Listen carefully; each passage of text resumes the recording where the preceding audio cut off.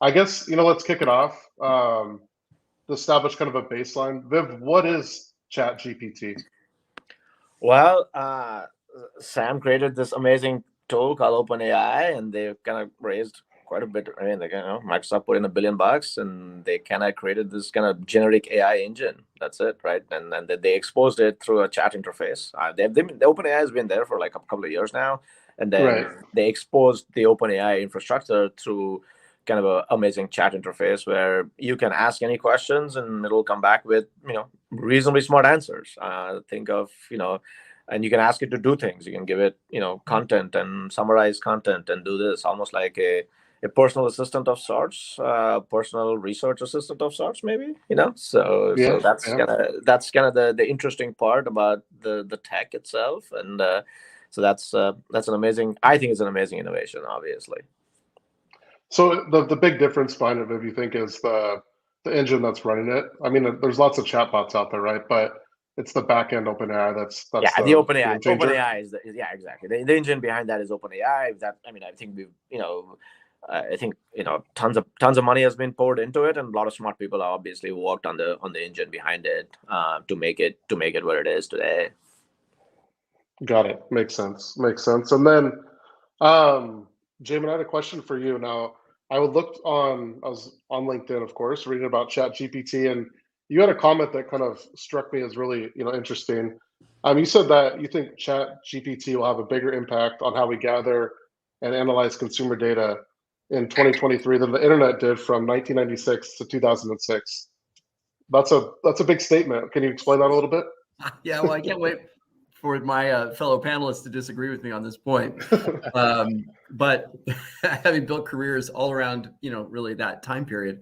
But you think about the advantage that the internet provided consumer insights professionals, that was really just predominantly around speed. I mean, you could argue price maybe, but I really think it's the biggest benefit has been around speed and accessibility, but predominantly speed.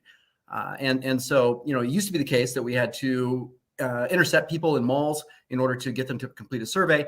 And now we intercept them in their inboxes to functionally get the exact same thing done. And certainly in the time period that you referenced, early 2000s, surveys, online surveys, very much just were copy and pastes from whether they're phone interviews or mall intercepts. So there really wasn't anything unique about it except for the format of the place it was being done.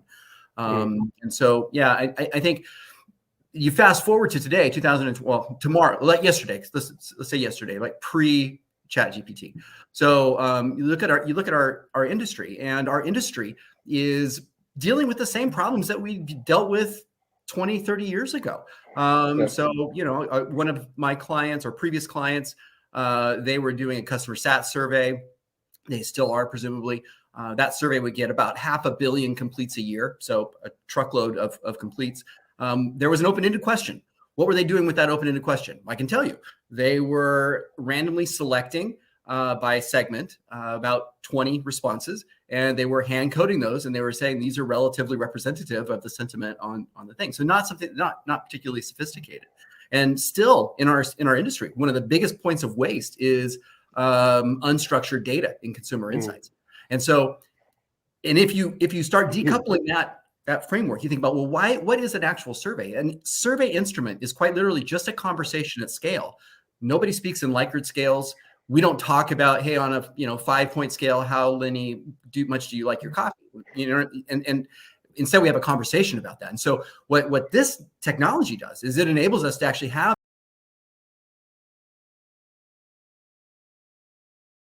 No, go ahead, Lenny. Go ahead. I want to hear your question, so that's fine. Well, just think about the implications for the skill set for the researcher of the future, for instance, right? I mean, so much of our history has been so process oriented, right? And we've seen this shift begin to occur based on technology to theoretically free us to be more thinkers. Now, I'll tell you, we just got data back from Grit, which thank you, Question Pro, for hosting that. And we asked a question about the day in the life of a researcher.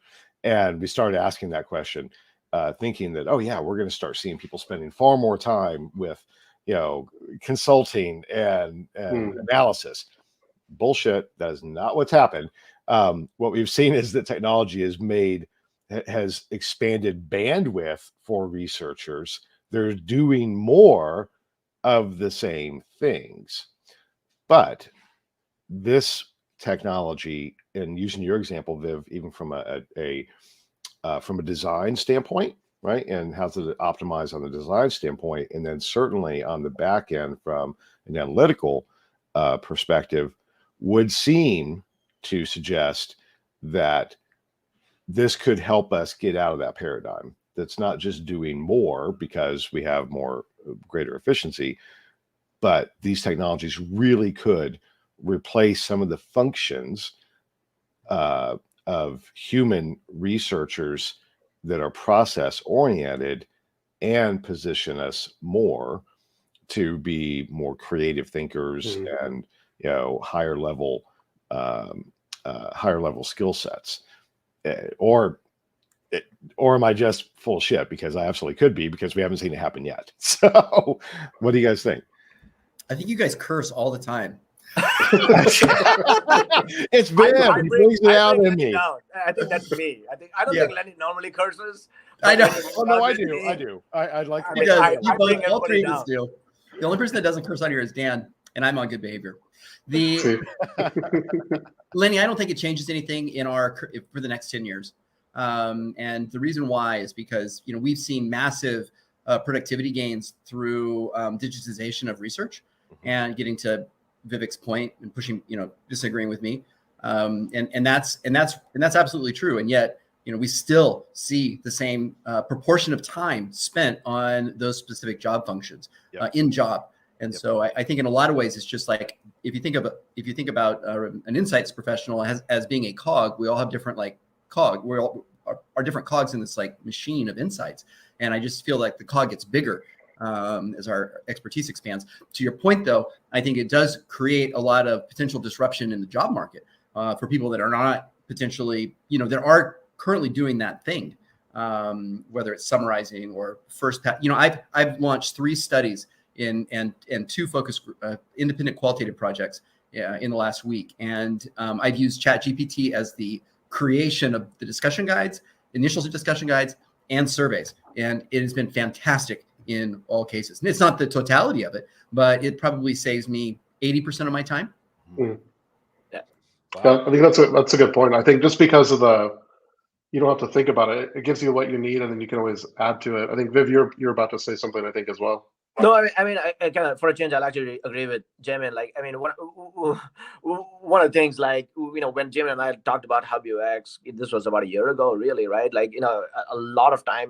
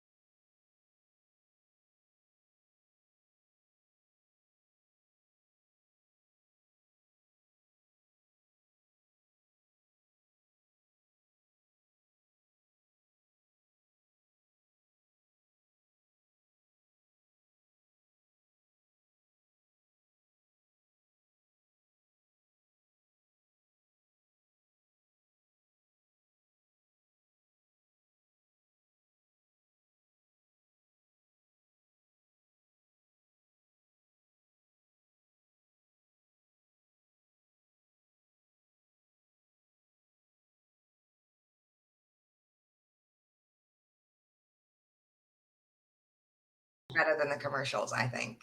I've encountered that with movies too. Yeah, that's what I was thinking. Yeah, movies are the same way a lot of the time. Okay. Yeah. Well, let me know. I took so many notes, Dan. I have never been more prepared for a live with Dan. Wow. Wow, this is a great event. Nice. Because I knew Matt was going to come to play. I was like, I got to be prepared. Awesome. So what were some of your favorites? I think a lot of my favorites are actually ones that were well ranked, but I liked hashtag Binky Dad. I thought was interesting from Kia. That was one of mine that I liked. And then I like the Popcorners one with the Breaking Bad characters. I thought that was pretty cool. I still don't know who Popcorners is owned by and or where to find them though. I don't know where And to I find thought they them. were I know. Doritos. I'm not gonna lie to you because they're triangles. See, when you said that, I assumed they were a new thing by Doritos, and now I'm questioning myself. And this is the problem. I have a whole theory about this, that if you come away, okay, we can all remember the Mona Lisa because it's an inspiring piece of art, and we can all remember this commercial, but apparently we can't remember where to go get it or who makes it. We don't know enough about it to act. And I go, well, that's art. That's not marketing. I mean, that's a fine line too, but it's you got to be on the marketing side if your job is to do marketing. Right. But see, you remember the brand, so like that piece was a success, right? But do you need to get in like the where to buy as well? Like that's kind of interesting to me. Well, I mean, I actually want to try them, and for all I know, they're at Yeah, Smith's. I do too. Because the last thing I saw those two characters make together, I couldn't go buy at the grocery store. Hey, there you go. But I actually have no clue. It's funny. I had like 3 assumptions about that product that all went out the window as soon as you said that, Crystal. Because I haven't actually gone to buy it yet. Well, I got it pulled up right here. If we Okay. want to watch it, hold on. Let me see if I can do this. Yeah, let's watch it. So I guess everyone watching knows what we're talking about in case they missed it. But if you've seen Breaking Bad, it like immediately clicks for you, right? So yes. Well, and it was Breaking Bad to a T. It was like watching that scene all over again. Those 2 it scenes, I guess. was. But Yeah. I gotta unmute my YouTube because that's what I always have that site muted when I need to. Okay, here we go. I'm gonna add it to the stream. All right. Let me know. Actually, Dan, can you ping Mark and make sure they can hear this? Yeah, I got you. Okay, here Thanks, we Mark. go. Look, I'm running the board today. This is nice. Oh, look at that full screen. Okay, here we go. Can you guys hear it? Yo, these are the bomb. And they're air pop, not fried. Popcorners. You're an artist. Actually, Jesse, it's just ingredients. No, we don't eat our own supply. Mr. White. Jesse. Everyone's gonna want to taste. And I know just the guy to talk to. What are these? We call them popcorners. Say their name. Ooh. Popcorners. Type! Yeah! How much of this stuff do you have? We've got 6 signature flavors, John. 7! You make 7! 7 works. Yeah. Popcorners. Break into something Oh, good. they're owned by Frito-Lay. We're gonna eat a lot of snacks together.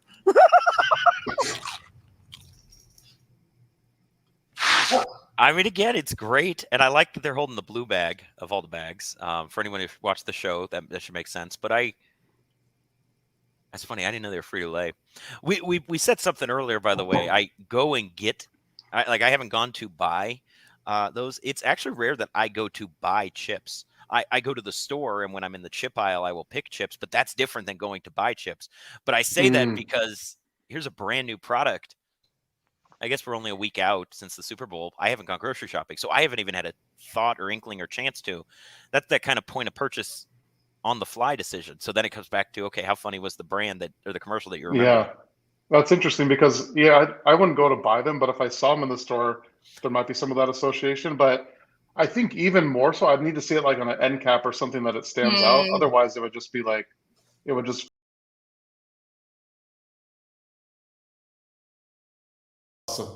Awesome. Great. Well, I'm sure we can obviously dive more into that, but today I want to talk to you more about ChatGPT. I was telling you before we came on that when we first did a show back in January, it was ChatGPT was relatively new, but you came and said, "Look, Dan, hey, take a look at all this stuff we already have." So you were truly early adopters in the space. So I think that's amazing. One thing I wanted to talk to you about is kind of around, ChatGPT versus GPT-4 versus 3.5. What are the differences and how do you look at it? Yeah, the way I look at it is the base model, so 3.5, the thing that we were playing with in January or December, and like we wrote our whole book based on that. And so it's already transformative to how we do insights, already game changing for almost everything we do.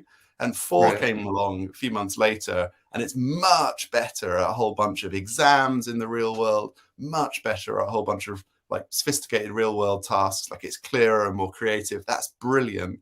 But my advice to people is don't worry about the model. The base model for ChatGPT is more than good enough to change your life. And then new models are going to come on all the time. The base model is good enough to change my life. That's pretty amazing, right? Considering where can go, right? So the base model is all that I really need. So if someone wants to, they're new to ChatGPT, generative AI, they maybe have heard about it at some conferences. How should they be thinking about it, and what would be some like beginner steps that you'd recommend for them? Ooh, good question. So I think the first thing is like think of it as though it's an assistant, like that's by your side.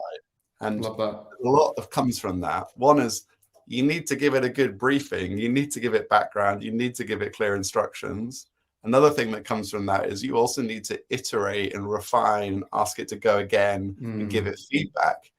And another thing that comes from it is like you shouldn't take work that your assistant has produced and pretend that it's your own. No, you should really own it, edit it, refine it, enhance it. Then you can credibly like believe it's yours and share it as though it's yours.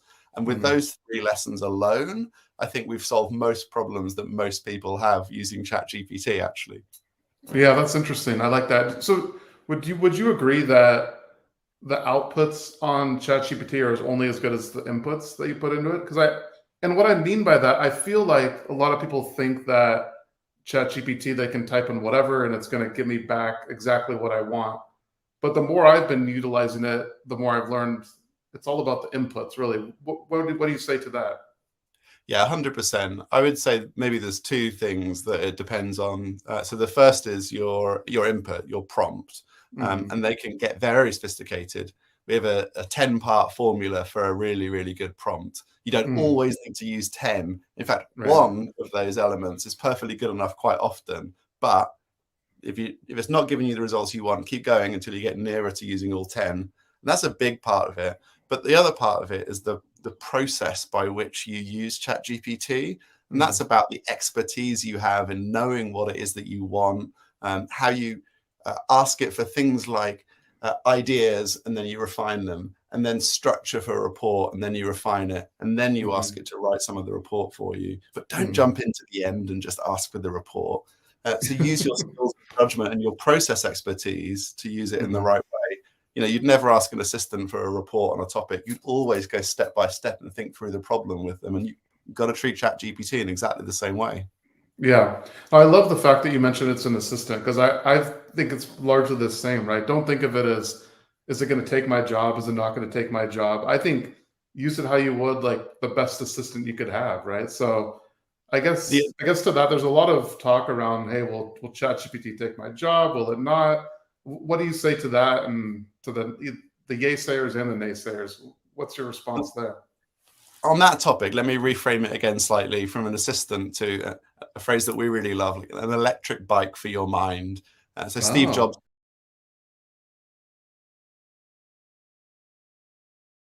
All right. So on the show today, we have Emmanuel Probst, who's a global lead of brand thought leadership at Ipsos, adjunct professor at UCLA, and a Wall Street Journal and USA Today best-selling author of Brand Hacks and Assemblage, The Art and Science of Brand Transformation. So very excited to have Emmanuel here today. So Emmanuel, welcome to the show.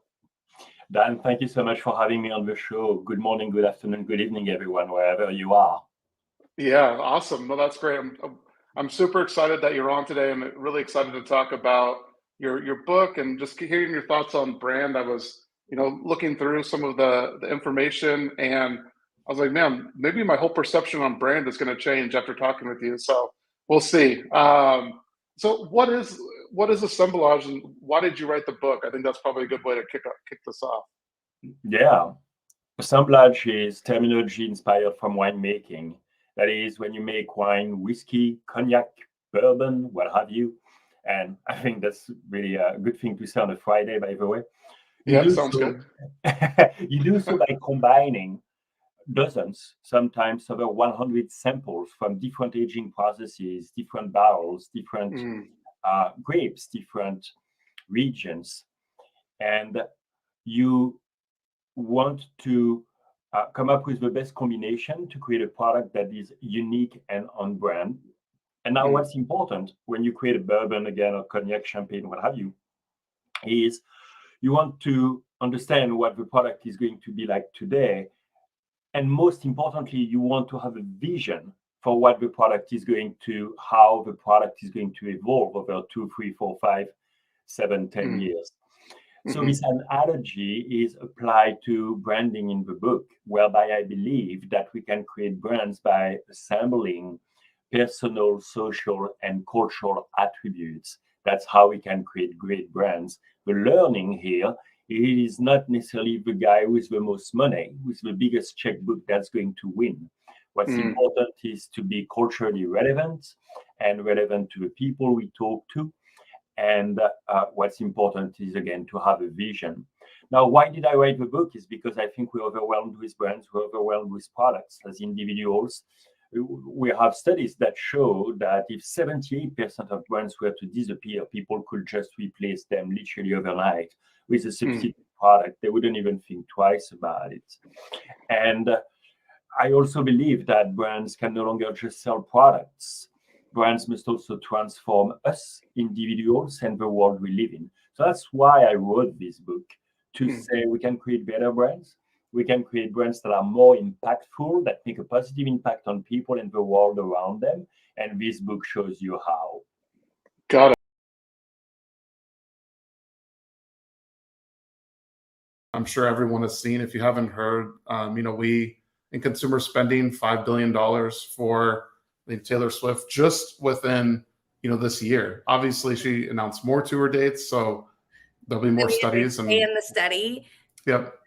Which I think is when people think about, hey, how do I get started in market research and how do I build out studies? The first thing is that Dan and I are always doing is we always build a hypothesis and then our target demographic, and then we build out the questions. So we have a hypothesis that's based on something, based on, hey, we think that based on our personal ideas, hey, look at that. There's a slide.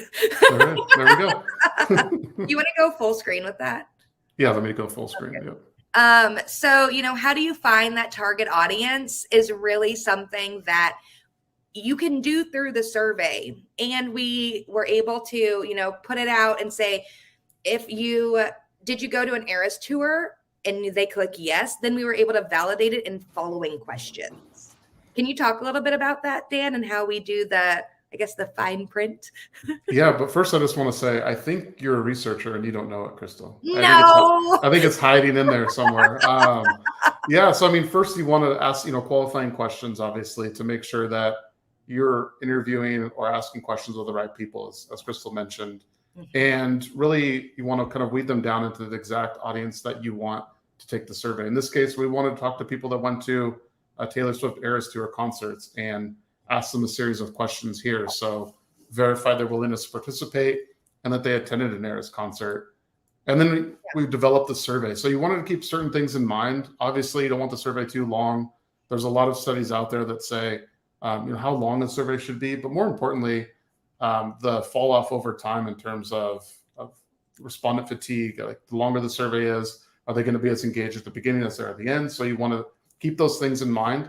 And with a survey like Taylor Swift and people that went to a Taylor Swift concert, obviously, they're anxious to kind of answer these questions and give their responses. So the community is definitely there. Yeah. But we were able to catch people also through something called speed traps. So even if you said, yes, I went to a Taylor Swift tour, but then if you went through the survey too fast or were answering zeros or had some negative trends while you were filling out the survey, we removed you, right? Yep. So speed traps. And then also just for attention checks to make sure that people are paying attention and answering the questions correctly. Also open-end checks, and not only automated through some of the gibberish open-end detection and contextual detection that we have. We also went through it, with human eye and just made sure that, hey, did what they say here make sense and did it answer the question? And those are some ways that we validated respondents as well. Another thing with, survey design tips, just, clear structure, obviously know the audience, make sure it makes sense, the wording, the language, make sure it makes sense to them, and being concise. We talked a little bit about optimal length here, around 10 to 12 minutes on average. And, surveys distributed on Question Pros is actually a pretty fun fact. Yeah. It's 35 questions. So that's too many. I would say this is too many. The problem is once a survey gets distributed at a company and that kind of makes the rounds, people add on their questions. So then you get a lot of question creep, I would say. And that might be a sticker.